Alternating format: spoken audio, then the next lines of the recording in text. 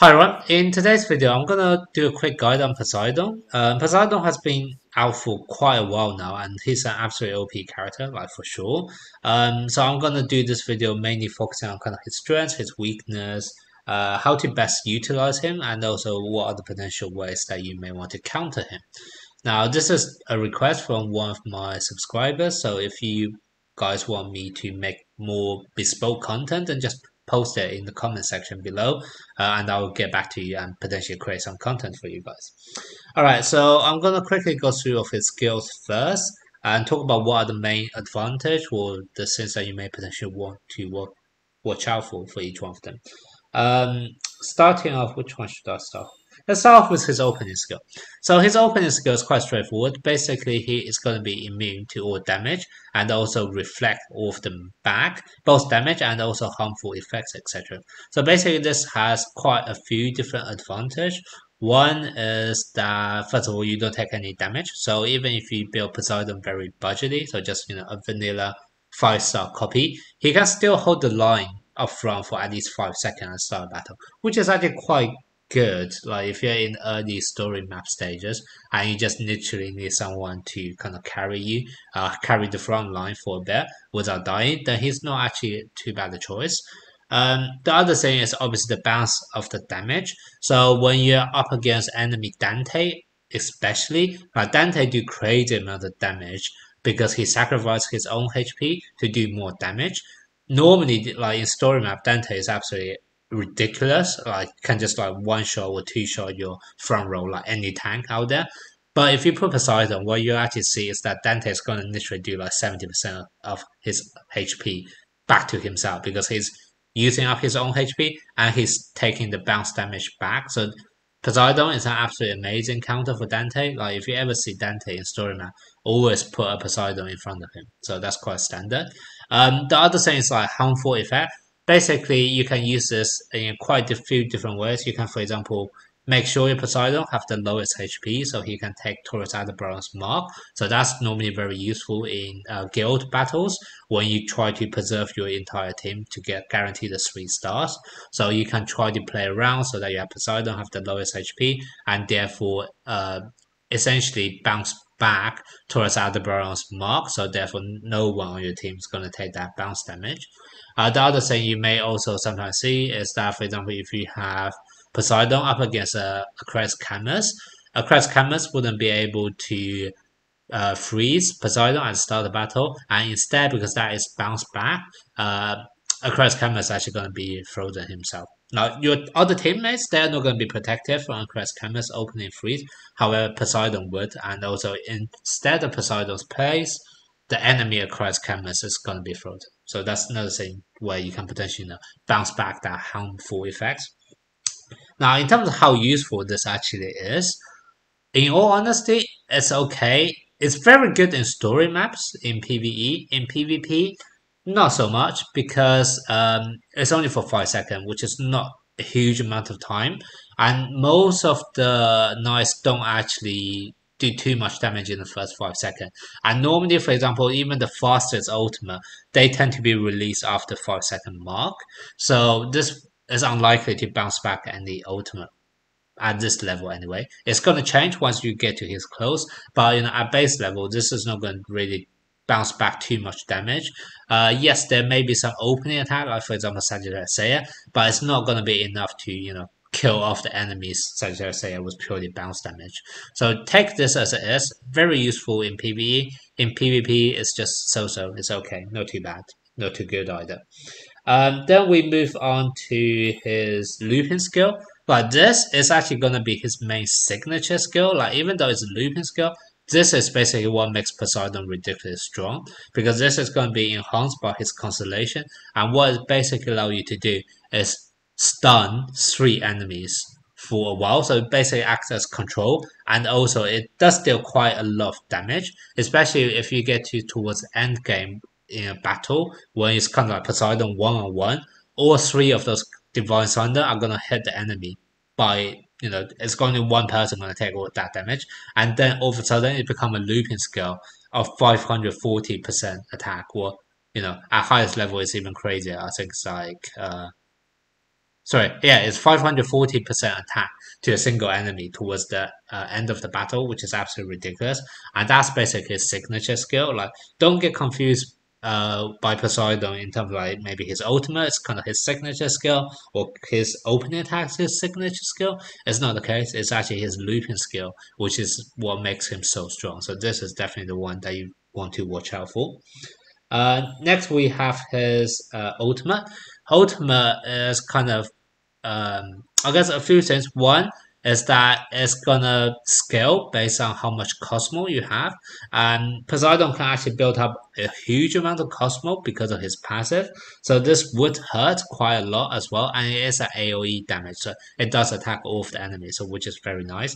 It does happen quite frequent as well because it can be used every 12 seconds, which is typically gonna be slightly shorter than how often other people can release ultimate. So that once again is very nice. So you would typically see Poseidon releasing ultimate a bit more frequent than other characters in the game. But then finally we have his passive, which is kind of his main characteristic, I guess. Um, which is basically he kind of awaken in different phases. So when he reach 3,000, 10,000, or 20,000, he's gonna awaken. And when he fully awakens, what's gonna happen is that every single one of your normal attack is gonna delete Cosmo. And also when you do normal attack, there's also additional chance of you doing more damage of like more lightning, etc. And every single awakening is gonna increase his attack and haste. Haste basically affects the speed of how quickly you're attacking, and so that's why Poseidon is ridiculously dangerous once you get towards endgame because he's fully awakened. He's gonna hit all of his lightning bolt one by one all over your knights. And then what's going to happen is every single one of them is going to zap away your Cosmo as well. So he's going to get total Cosmo control. And that's essentially why Poseidon is so good. Now, in terms of his clothes, the first two levels is absolutely essential because it allows you to heal up every single time when you awaken, and that basically is going to improve your survivability because the main game plan with Poseidon is that you want him to fully awaken for him to really hurt. If you cannot get him fully awakened, then Poseidon is not really that good anymore. So the first two levels really help his survivability, so that's a must-have. But ideally, you want to get to his highest level, so level 30, in order to for a few things. One, he's going to be immune to all no interruption control effect, which is really good by itself. And two, he's also going to unleash Divine Fury, so this is the bounce damage. Now, I did mention when you are bouncing damage at the start of the battle, it's not that it's good, but it's not amazing because you're unlikely to bounce back huge amount of damage. However, when you're fully awakened, this is going to be in the heat of the battle. This is potentially when all of the enemies are going to release their ultimates, etc. And then this actually becomes very deadly because now you potentially have the ability to bounce back enemy's ultimate, and that's actually going to be really, really strong. So level 30 is definitely what you should try to aim for in order to get him fully awaken and then really strong once he do fully awaken. Constellation is also a must have. Like I think constellation is more important than his clothes, to be honest, because at full constellation, what's going to happen is that you will be able to use his looping skill every 8 seconds. I already mentioned how good his looping skill is, and now you're able to do it every single 8 seconds. Once every 8 seconds, that's going to be absolutely amazing. So you like constellation is kind of like a must have for him. Okay, now let's talk about how to actually build a team around Poseidon. Now, Poseidon, he definitely need to survive. His main game plan is he need to be fully awakened. So he's kind of like a late game character, which basically means that your whole team should try to do the same. Your whole team should get stronger as the battle goes on. Or at the same time, your team is really good at protecting against protecting Poseidon against harmful damage in the early game so that Poseidon can fully awaken and move on to the end game. So that's basically what you want to do. So for that reason, it's typically recommended that you have 4 support protecting Poseidon, or at least kind of 3 support and then 1 kind of semi DPS, semi utility kind of character in order to really help Poseidon to survive long enough to fully awaken. So you can do a rainbow formation, and then what you want to do is just pick off the healers essentially. So what you can do is you can pick Mu, you can pick Hound Asterion. Uh, you can pick for wind. You can potentially pick Misty with some other character I'll talk about later. Um, or for healing, you could also go for Athena here. Now, this would be kind of four healers. So all four of them try to help Poseidon to survive. Oh, and also I forgot to mention, because Poseidon does have that bounce damage up front, he can be placed up front. In terms of whether you want to place him in the front row or the back row, it really depends on the rest of your team.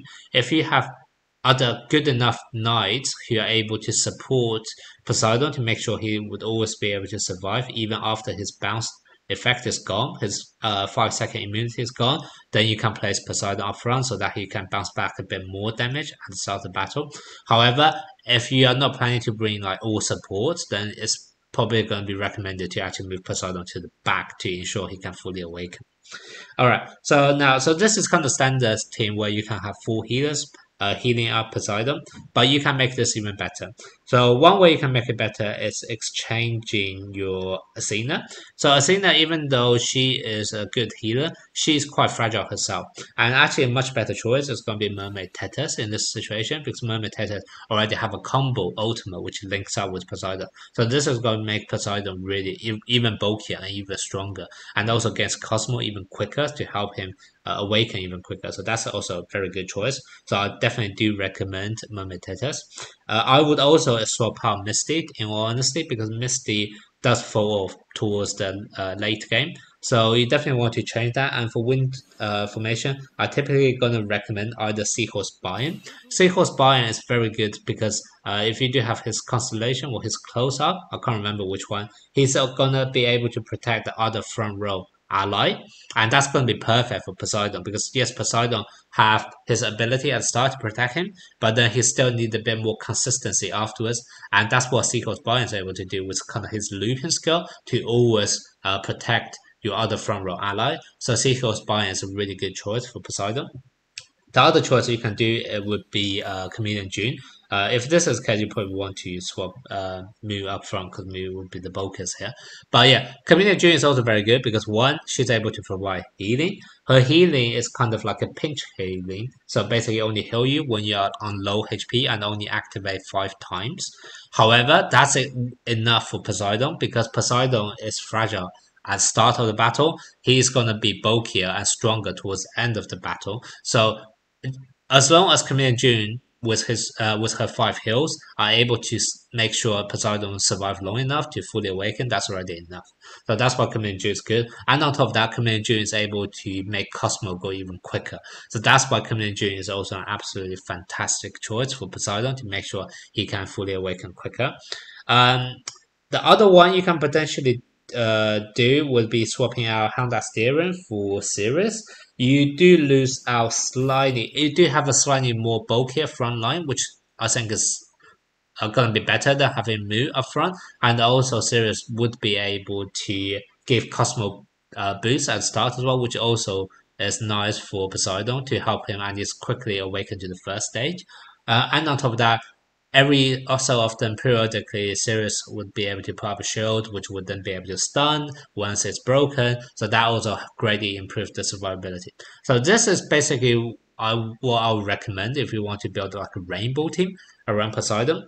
However, I do think the best pairing for Poseidon right now in the game is going to be Athena God Close, because Athena God Close is just absolutely amazing, able to put up shield and also consistent healing throughout. Like, I think she's like the best supporting tank and the one who's able to put up most number of shields, etc. So she's going to be absolutely amazing. And on top of that, Mu is absolutely great when you are combining him with combining him with Athena Goggles, because Athena Goggles ultimate is able to provide damage reduction. However, Mu has a looping crystal wall which is also able to provide damage reduction. So by having Athena Goggles and also Aris Mu together, you that's kind of like the best defensive combo, to be honest. You are almost guaranteed to have damage reductions throughout the entire battle, and that's exactly what Poseidon would want. So this is also great. As for the two other slots, because now you're not going into the rainbow formation, it's a bit more up to you. You can go a bit more defensive or more offensive. So what you can do, for example, is you can still use Mermaid Tetris, to do that customer game, and then you can even make it a poison team by having Aphrodite on the team. So this is also going to be very strong. And if you do play this way, because you have a synagogue close on your team, what a synagogue close is going to do is reduce the damage you're going to take up front, and that's why you can now actually safely remove your Poseidon to the back row, because you don't really care too much about bouncing back a huge amount of damage. And at the same time, Aphrodite and the synagogue close both benefit from being hit quite regularly, and therefore it's preferable to place them up front instead. So this is also going to be a very, very strong team. Now, if we move on how to counter Poseidon, basically you want to prevent Poseidon from fully awaken, right? Because he gets really strong once he fully awakens, so you definitely want to kill him before that. And there's two ways of doing that. One is you pick knights who are normally able to, I guess, what I typically want to call is their burst period. It's going to be fairly early on.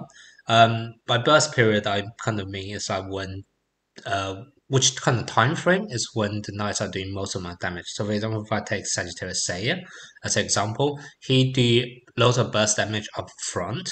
So what that basically means is normally in the first 10 seconds is when he's be doing most of his damage with his opening attack and the first ultimate, etc. So that's kind of when his burst period is.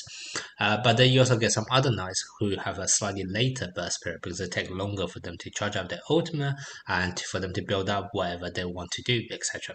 Now, typically, I want to think of knights kind of fall into three kind of periods. So one who you have the burst damage up front, then you kind of have the mid game characters, then you have the late game characters. Poseidon is what I would recommend, what I normally classify as late game characters, and Sagittarius Seiya is what I would classify as early game characters, etc. Now, because Poseidon have that bounce damage for the first 5 seconds, you typically don't want to bring characters who are early game because half of your damage output will be within kind of the immunity period, so you don't really want to do that. Instead, what I would recommend what you want to do against Poseidon is you want to bring characters who are kind of have their burst time frame in the middle. So the characters who are able to kind of deal out most of their damage output from 10 seconds to kind of 20 seconds. So between 10 seconds and 20 seconds, if you are able to get any knights who do bulk of their damage during that time frame, that would be really good against Poseidon because then hopefully you can kill him off before he fully awakens. A classic example is going to be Saga Light because Saga Light drops his meteorite 14 seconds into the battle if you have his clothes completely maxed out, and that's basically what his explosive period is. What's where his gonna burst damage is going to come from is from that meteorite from 40 seconds in. And also he does get stronger as the battle goes on as well. So even if it do fall into the late game, he can still compete with Poseidon. So Saga Light is definitely a very good counter. The other good counter would be someone let's say Aphrodite or Leo Iki. Both of them, once again, their kind of burst period is kind of in the mid game, so kind of 10 seconds to 20 seconds. One is kind of damage over time. For um, Leo Iki is kind of because he do more damage as the enemy have lower health. So once again, their burst period is kind of between 10 seconds to 20 seconds, and that's really ideal for countering Poseidon. So those are the characters I would typically recommend. There are another way of countering Poseidon, which is rather than doing damage, you want to suppress his cosmo gaining speed, so that you prevent Poseidon from being awakened too early. So the classic example I'm going to give here would be someone like Desmar. Desmar slows down the enemy's cosmo regaining speed, so that's why he's really good. And then the other example, classic example, would be Sorrento. Sorrento is able to seal off a character's ultimate and also cosmo gain. So therefore, once again, Sorrento will be really good against Poseidon. So yeah, so those are kind of the two typical ways of how you want to counter Poseidon potentially. But the main focus here is really just you want to prevent him from being fully awakened.